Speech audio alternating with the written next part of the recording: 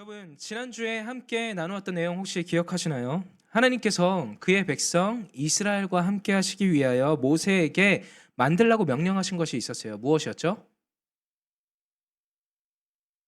아무도 기억 안 나시나요? 자신 있게 대답하셔도 될 것 같은데. 무엇이었죠? 성막이요. 네. 속으로 다들 대답하신 거죠. 네, 이곳에서 백성들은요, 하나님과 함께 할 수 있는 특권을 누릴 수 있게 되었어요. 그래서 이 성막이 다른 이름으로 만남의 장소라는 뜻의 회막으로 불린다고도 함께 나누었는데요. 자, 그런데 이 특권은 누구나 누릴 수 있는 것이었느냐? 아니었죠. 성막에 나아가기 위한 조건, 이 조건을 갖추어야 한다고 나누었었는데요. 이 조건을 갖추지 않고 무턱대고 성막으로 나아간다면 어떻게 되었을까요? 죽게 된다 말씀드렸죠. 제가 지난주에도 예를 들었지만 이 미얀마라는 나라에 입국하기 위해서 필요한 비자를 발급받지 않고 비행기에 올라 설상 그 땅을 밟는다 한들 어떻게 되죠? 추방당할 것이 분명한 것처럼 말이죠. 그렇게 이 작은 하나님 나라, 이 성막에 나아가기 위해서는요, 반드시 조건을 갖추어야 했습니다. 이 거룩이란 조건을 말이죠. 자, 거룩하신 하나님 앞에 서기 위하여서 반드시 그의 백성은 거룩해야만 했습니다. 하지만 안타깝게도 죄인은 스스로는 거룩해질 수 없는 존재였는데요. 그럼 어떻게 하죠? 아무도 거룩할 수 없다면, 스스로 거룩하게 할 수 없다면 하나님이 임재하신 장소로 어떻게 나아갈 수 있을까요? 하지만 하나님의 뜻은요, 우리와 함께 하시고자 함이었잖아요. 그래서 친히 우리와 함께 하시기 위한 방법까지 알려주셨어요. 그 방법이 오늘 우리가 함께 볼 제사인데요. 특별히 이스라엘에게 하나님이 알려주신 제사는요, 다섯 가지로 구분해서 볼 수 있어요. 앞에 화면을 한번 보고 같이 읽어볼까요? 다섯 가지 제사인데요. 함께 읽습니다. 번제, 속죄, 화목제, 속죄제, 속건제. 우리가 몇 주간 반복해서 볼 것이기 때문에 잘 기억하고 계시면 좋을 것 같아요.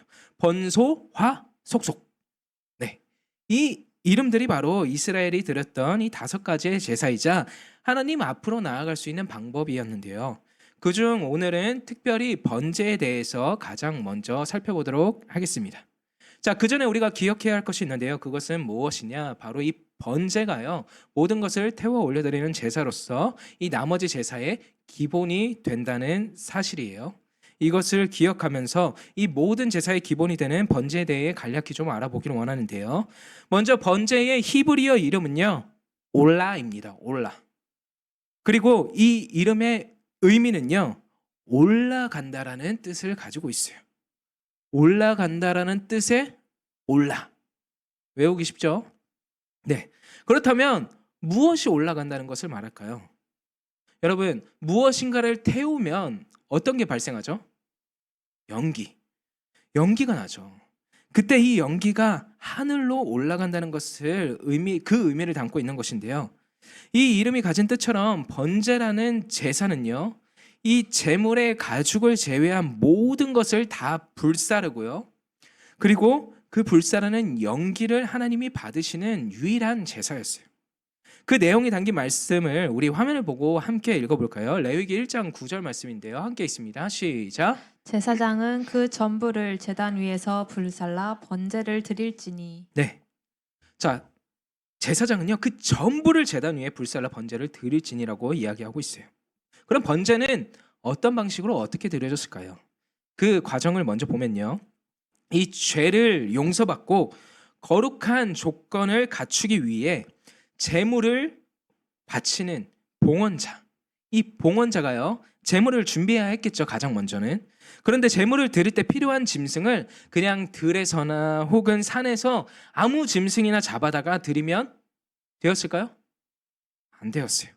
예를 들어 이 봉헌자가 목자라고 해봅시다. 목자가 자신의 양무리를 치다가 그 양무리를 공격하려는 이리를 발견하고 물맷돌로 그 이리를 잡고서는요, 마침 잘 됐다, 잡은 김에 이 번제 때 드릴 제물로 삼으면 되겠다 하고 마음대로 이 자신이 잡은 제물로 그 짐승을 지정하여 드리면 안 되었다고요. 오직 하나님이 말씀하신 대로 준비해야 했던 것인데요. 자, 그럼 하나님이 이스라엘 백성들에게 요구하신 번제물의 조건은 무엇이었을까요? 자, 그 조건 가장 첫 번째 되는 조건이 2절 말씀에 나타나 있는데요. 우리 2절 말씀을 다시 한번 읽어볼까요? 시작. 이스라엘 자손에게 말하여 이르라. 너희 중에 누구든지 여호와께 예물을 드리려거든 가축 중에서 소나 양으로 예물을 드릴지니라. 네, 말씀을 잠시 띄워놔 주시겠어요? 여기서 여러분 첫 번째 되는 조건을 혹시 찾으셨나요? 하나님께서 지정하여 주신 조건 첫 번째 무엇일까요?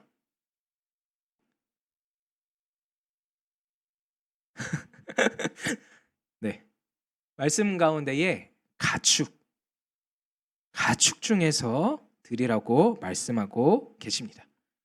이 제물은요 반드시 집에서 기르는 가축으로 준비했어야 하는데요, 들짐승이나 야생동물이 아닌 가축이 요구된 이유가 있었어요.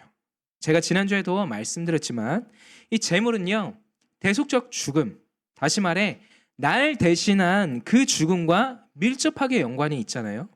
나 대신에 그 제물이 죽는 거예요. 그래서 제사를 드릴 때는요 봉헌자가요 그 제물되는 짐승을 직접 잡아야 했거든요. 이때 흔히 볼 수 있는 야생동물이나 혹은 들에서 잡은 짐승을 잡을 때와 사람이 기른 가축을 직접 잡을 때예요, 그 감정적인 강도와 또 날 대신한다는 의미가 더욱 강화되어 느껴졌을 거예요. 아무래도 눈에 한 번이라도 더 있고 이 사람 손을 탄 가축이 제물로 드려질 땐 여러 가지 측면에서 더욱 깊은 감정적 강도가 일어날 수밖에 없었다는 것이죠. 네가 나 대신에 죽는구나. 미안하다. 나의 죄 때문에 고통에 몸부림치며 죽을 수밖에 없는 널 바라보니 내 죄의 무게가 한층 더 무겁게 느껴진다. 날 대신해 주어서 고맙다. 그리고 너무너무 미안하다. 그렇게 봉헌자가요 준비된 이 가축을 잡을 때 다시 한번 자신의 죄의 무게가 얼마나 큰지, 그리고 또 상대적으로 값이 나가는 이 가축을 통하여 죄의 값을 치른다는 것이 얼마나 값비싼 것인지를 느꼈을 거예요. 그래서 죄사함은 결코 값없이 주어지는 것이 아님을 다시 한번 기억했을 테죠. 그래서 또다시 죄의 유혹에 찾아올 땐 자신이 직접 가축을 준비하여 잡아들였을 때를 기억하며 한 번 더 그 죄의 유혹을 참아내거나 또 그 죄의 유혹에서 피하는 모습이 나타났을 것입니다. 자, 이렇게 하나님이 말씀하신 조건의 제물을 준비하였다면요, 그 이후의 절차는요, 가장 먼저 봉헌자가요 이 제물의 머리에 손을 얹습니다. 이를 통해 하나님께서는요 긍휼하신 마음으로 봉헌자의 죄가 번제물에 넘겨지는 것으로 여겨주셨어요. 그래서 봉헌자는요 성막 안에 있는 번제단 북쪽 뜰에서요 자신이 직접 제물로 준비한 짐승을 조금 전에 말씀드린 대로 잡아야 했고요, 제물을 잡고 나면요 그 짐승의 피를 받아 제사장에게로 넘겼어요. 그럼 제사장은요 그 피를 받아서 어떻게 했느냐, 성막 입구의 안쪽 곧 성막 뜰의 중앙에 놓인 번제단 주변에 그 피를 골고루 쫙 하고 뿌렸는데요, 이 행위는 죄가 전가된 그 제물의 피를 하나님께 보임으로써 이 봉헌자, 제사를 드린 봉헌자의 죄를 대신한 그 희생 제물이 죽었다는 것을 공식적으로 나타내 보이는 행위였어요. 다시 말해 이 봉헌자의 죄값이 치루어졌다는 것을 공적으로 나타나는 행위였는데요, 왜 이게 필요했을까요? 제가 지난주에도 말씀드렸지만 죄값은 곧 죽음이었잖아요. 그래서 이 모든 과정을 통해 봉헌자는요 하나님이 용서해 주실 것을 기대할 수 있었던 거예요. 자신이 치러야 할 값을 자신 대신 희생한 이 제물이 치루었기 때문이죠.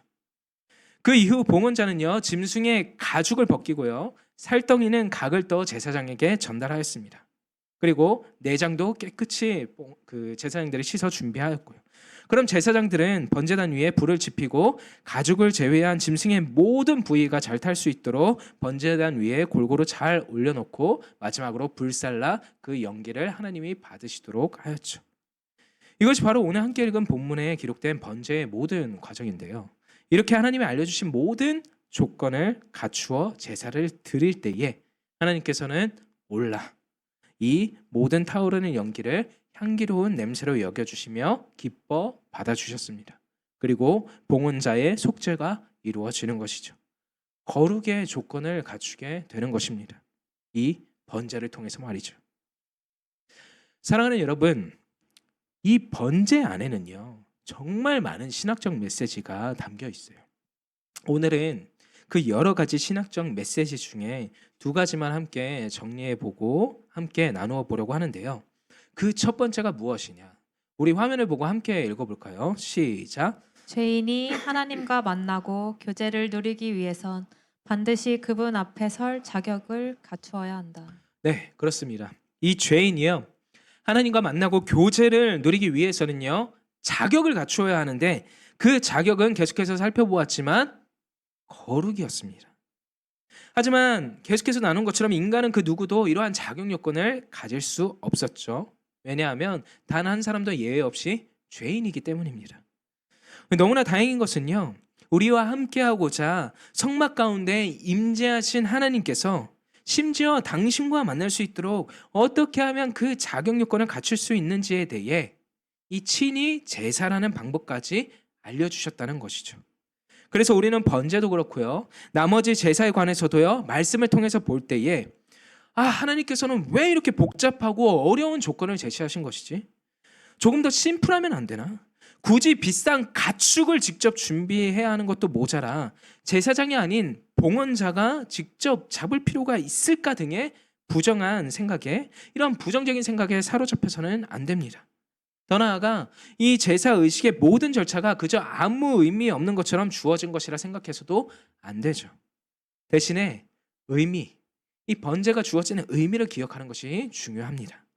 죄 많고 흠 많은 우리가 영원한 죽음에 이를 수도 있었는데요, 그것을 하나님께서 방치하지 않으시고요, 오히려 자신의 백성들과 그 택한 백성들과 함께 하시고자 하는 마음에 거룩한 조건을 갖출 수 있도록 절차와 방법을 알려주셨고요, 그리고 지키게 하심으로 우리와의 만남을 허락하시고 그 관계를 이어가시는 놀라운 은혜, 이 놀라운 은혜가 이 번제 가운데에 담겨 있음을 기억해야 해요.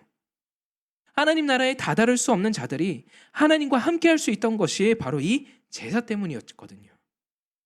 그래서 이스라엘 백성들이 제사를 드릴 땐요, 항상 이 은혜와 하나님께서 허락하신 이 의미를 기억하는 것이 중요했어요. 만약 그 의미와 은혜를 기억하지 않고 형식과 의식에만 집중한다면 어떤 모습이 나타날까요?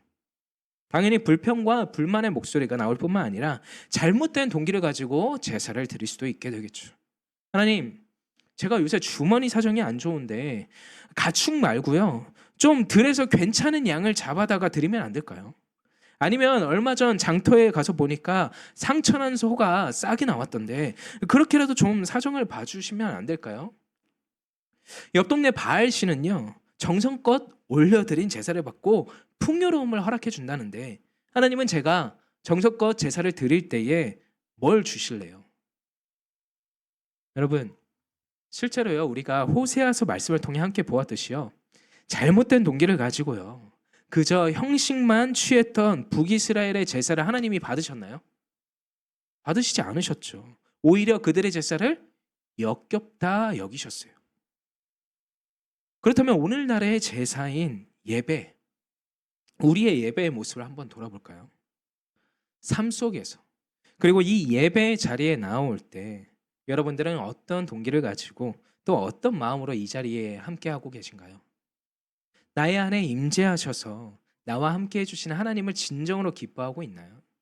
그 놀라운 은혜를 돌아보고 기억하며 찬양으로 영광 올려드리기 위하여 이 자리에 함께하고 있나요?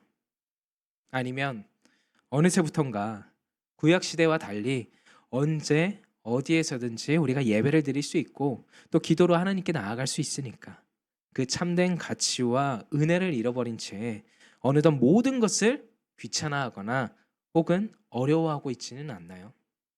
또 너무나 당연한 것처럼 여기고 있지는 않은지요?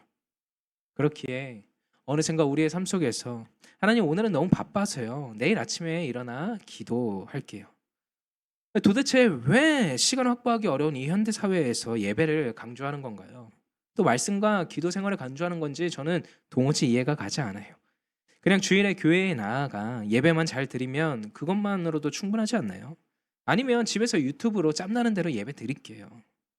그리고 예배 잘 드려도 별거 없던데 제가 하는 일이 잘 풀리는 것도 아니고 내 기도의 응답, 내 소원의 만족이 바로바로 일어나는 것도 아닌데 왜 이렇게까지 예배를 중요하게 여겨야 하는지 모르겠어요. 그리고 예배 순서와 설교 시간이 인간적으로 너무 길어요. 좀 짧았으면 해요.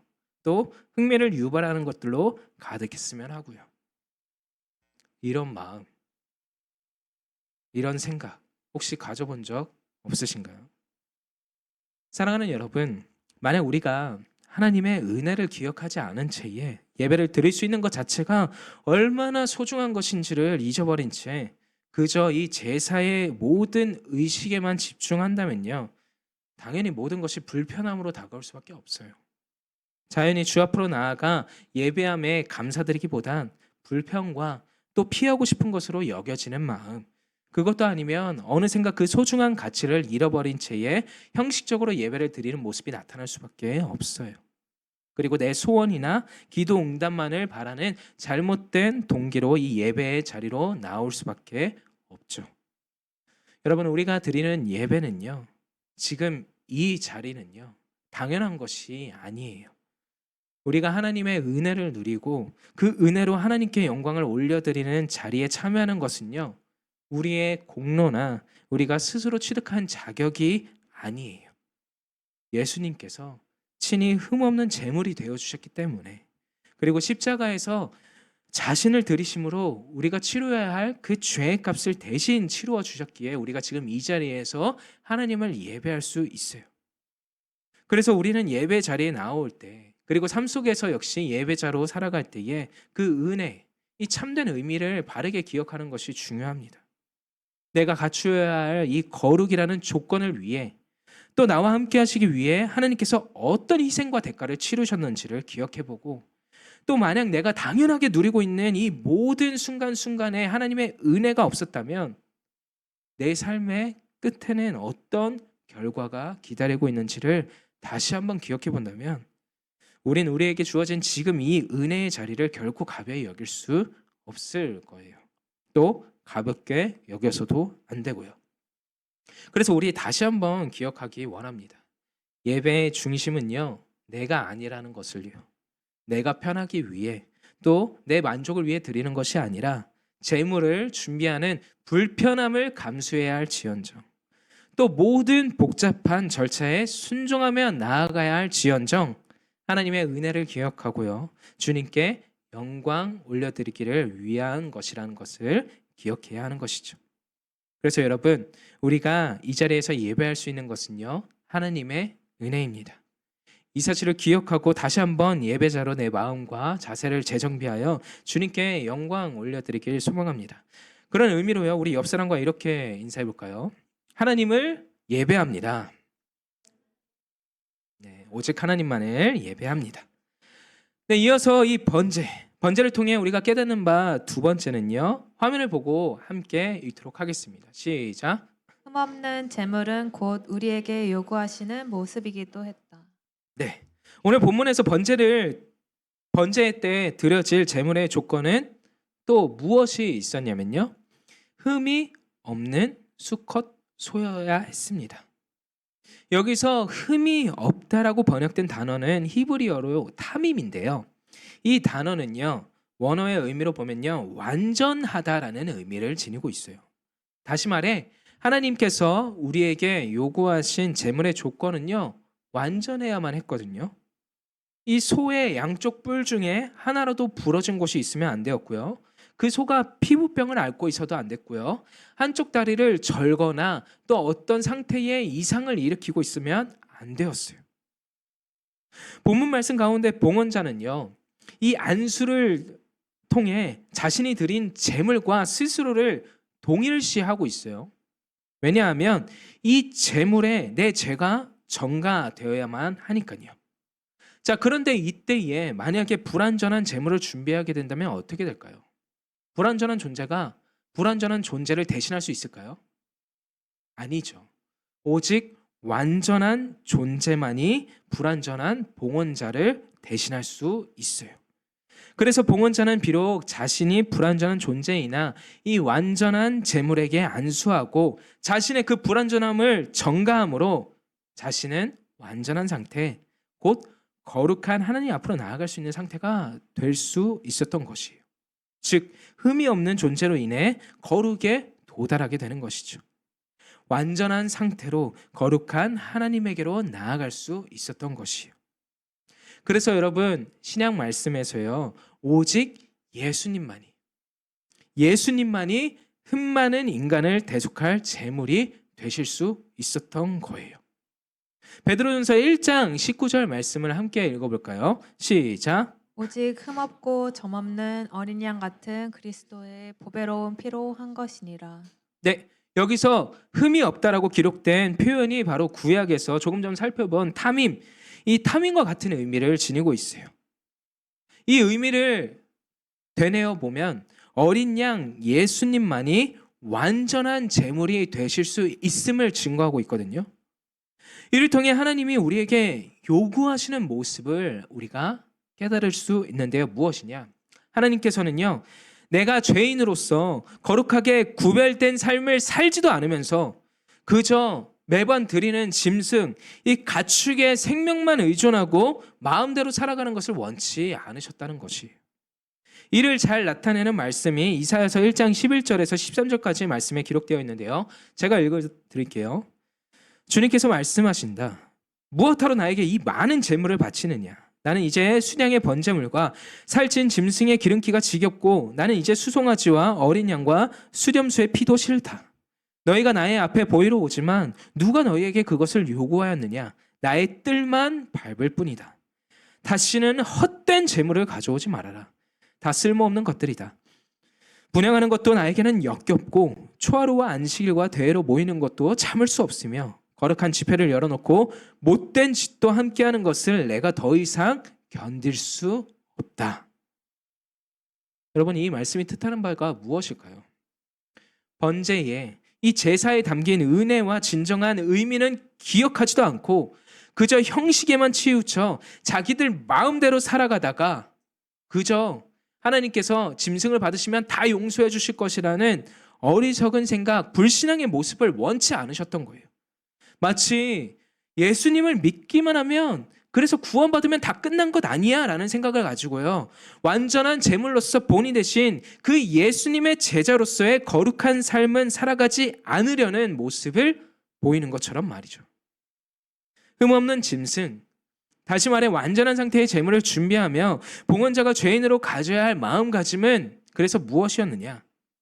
하나님께서 내게 완전함, 즉 거룩을 요구하시는 분이시고 난 그 거룩한 삶을 살아가야 한다는 것입니다. 불완전한 내가요, 이 완전한 제물로 기회를 또 한 번 얻게 되었으니 나 역시도 그 제물과 같이 완전한 상태, 즉 거룩한 삶을 살아가기 위해 몸부림치는 모습이 일어나야 했던 것이죠. 그래서 흠없는 제물에 대한 하나님의 요구는 단순히 제사 때 쓰일 제물의 상태에 대한 요구일 뿐만이라고 이해해서는 안 됩니다. 이 요구는 곧 그 제물을 준비하고 바치는 봉헌자의 상태에 대한 요구이자 봉헌자가 추구해야 할 목표점이기도 했죠. 그래서 에베소서 1장 4절 말씀을 보면 거룩함이 곧 완전함과 동일시 되고 있거든요. 또 완전한 제물이신 예수 그리스도를 통해도 알 수 있는 바, 우리에게 요구되는 것, 다시 말해 하나님의 백성으로 추구하고 살아야 할 모습이 곧 거룩한 삶, 그리고 이것이 하나님께서 우리에게 요구하시는 완전한 삶이라는 사실을 다시 한번 깨닫게 됩니다. 여러분, 그래서 우리는요, 날마다 거룩한 삶을 살아가려는 모습이 나타나야 하는 거예요. 그리고 이 거룩한 삶은 어떻게 살아갈 수 있느냐? 결국 이 거룩을 명령하신 하나님의 말씀을 듣고 보고 깨닫고 순종할 때 살아갈 수 있는 것이죠. 비록 내가 넘어질 수는 있고 또 완전한 모습에 다다르지는 못할지라도 계속해서 하나님 앞으로 다시 한번 일어나 의지하는 모습을 통해 어제보다 오늘 더욱 거룩한 삶을 살아가려 발버둥치는 모습이 나타나야 한다는 것입니다. 왜냐하면 이것이 바로 하나님께서 완전한 제물을 통해 우리에게 요구하시는 모습이기 때문이죠. 이제 말씀을 정리하려고 합니다. 여러분, 번제는요, 하나님께서 우리에게 어떤 귀찮음을 주기 위한 절차나 의식이 아니었습니다. 번제를 드린다는 것은요, 그냥 아무 짐승 한 마리나 잡아다가 하나님께 드리는 것이 다가 아니었어요. 만약 그렇게 생각한다면 번제나 그리고 오늘날 우리가 드리는 예배 역시도 하나의 종교 의식에 지나지 않을 거예요. 여러분, 번제는요, 아주 값비싼, 아주 가치 있는 생명이 그 흠없이 완전한 존재가요, 불완전한 나를 위해 대신 죽는 것입니다. 그리하여 나는 그 제물의 죽음으로 말미암아 하나님 앞으로 나아갈 수 있는 자격이 주어지고 하나님과 지속적인 관계를 누릴 수 있게 되는 것이죠. 그리고 이 가치를 누리게 해주신 게 누구라고요? 바로 우리 구주 예수 그리스도이십니다. 여러분, 그래서 우리는요, 이 예배 자리에 나올 때마다 이 가치를 잊어서는 안 됩니다.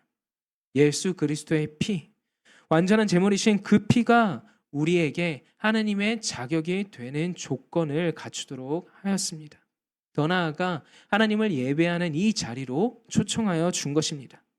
그래서 우리는요, 이 예배의 자리를요, 결코 가벼이 형식적으로 또 의식만 생각하여 너무나 당연한 것처럼 여겨서는 안 됩니다. 그리고 예배의 의미를 계속해서 다시 기억하는 것이 중요하죠.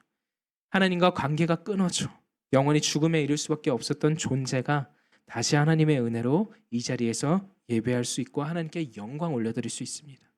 100% 하나님의 은혜로 말이죠. 그리고 그 은혜로 허락하신 하나님이 우리에게 요구하십니다.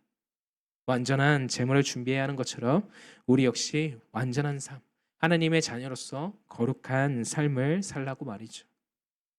이 하나님의 요구에 여러분들은 어떻게 반응하시겠습니까? 거룩함을 요구하셨으니 우리 하나님의 자녀로 거룩하게 살아가려 몸부림 쳐봤으면 좋겠습니다. 이 거룩한 삶은 결국 하나님 말씀에 순종하는 것이니까요. 그래서 하나님, 싸우고 싶습니다. 거룩하게 살고 싶습니다. 음란하지 말라 말씀하시니 육체의 정욕을 오늘 하루 싸워서 이겨내 보겠습니다. 이웃을 사랑하라 하셨으니 내가 미워하는 지체를 적어도 뒷담화하지 않겠습니다. 직장에서도 그리스도인으로서 거룩한 모습으로 살아가겠습니다. 이 다짐과 결단으로 살아가는 우리 귀한 주와 함께 성도님들 되시길 간절히 소망합니다.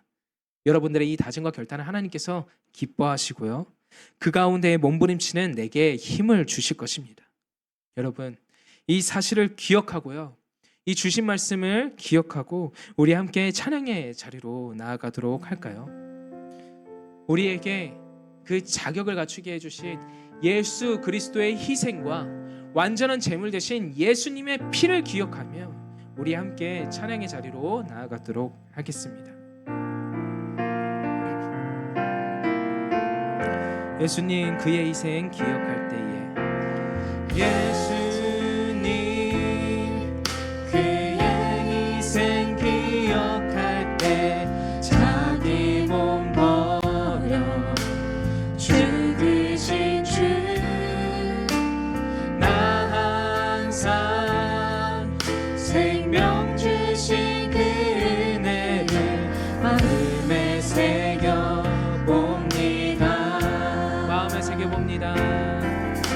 마음에 새겨 봅니다. 주 달리신 십자가를, 주 달리신 십자가를 내가 볼 때 주님의 잠이 내 마음을 겸손케 해.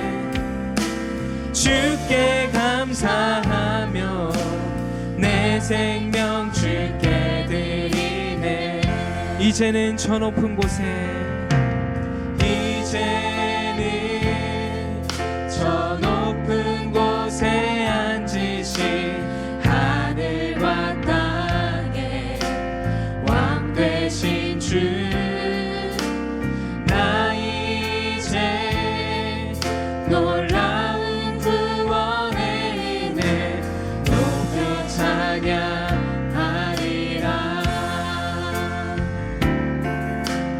높여 찬양하리라.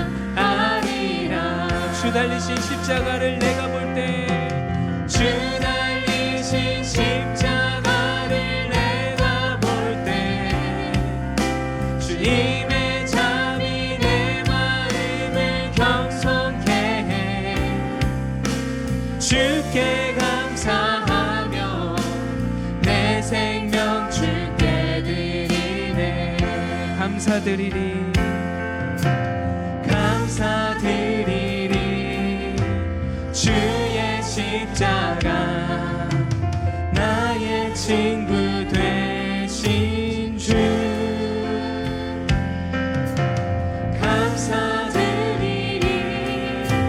주의 십자가 나의 친구 되신 주. 감사드리리. 주의 십자가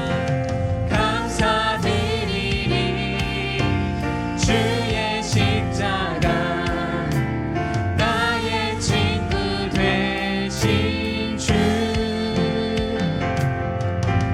감사드리리.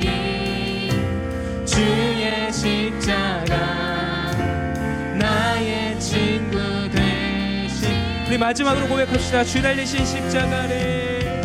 주 달리신 십자가를 내가 볼 때 주님의 잠이 내 마음을 겸손케 해.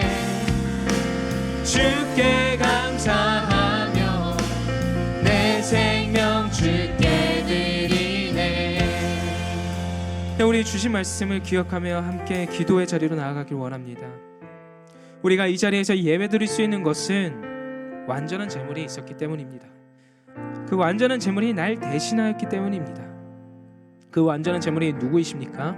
예수 그리스도이십니다. 죄 없는 그분이 내가 치료해야 할 희생으로 내가 이 자리에서 예배 드릴 수 있는 조건을 갖추게 하셨습니다. 그래서 이 사실을 기억하여 다시 한번 우리가 입술을 열고 고백하기를 원하는데요. 예배가, 내가 드리는 이 예배가 형식적이나 종교의식이 되지 않기를 원합니다. 내가 잊고 있던 그 소중한 가치를 다시 한번 기억하고요, 죄인을 용서하신 하나님의 은혜를 생각하여 온전히 영광 올려드리는 예배자가 되길 소원합니다. 주님이 기뻐 받으시는 예배자가 되기를 원한다고 함께 기도하기를 원합니다. 그리고 또 하나요, 여러분, 거룩한 삶을 결단하기를 원합니다. 예수님께서 자신의 생명을 우리를 대신하여 제물로 바치셨습니다. 우린 비록 완전하지 못해도 완전한 제물 대신 예수님의 본보기에 따라 그분의 제자다운 삶, 거룩한 삶을 살아가야 합니다. 그리고 이것이 하나님의 뜻임을 기억하고요, 우리 삶 속에서 거룩하게 살아가기를 원합니다. 그 결단하는 자에게 주님께서 힘을 주시며 역사하여 주시길 소원합니다.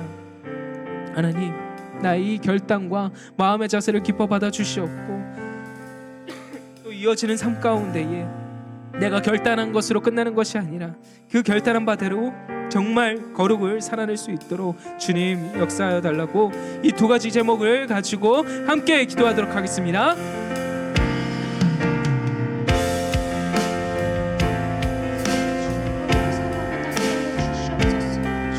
아버지 하나님, 정말로 내가 거룩해야, 내가 거룩의 그 조건을 갖출 수 있게 아버지 하나님 허락하여 주시니 감사합니다.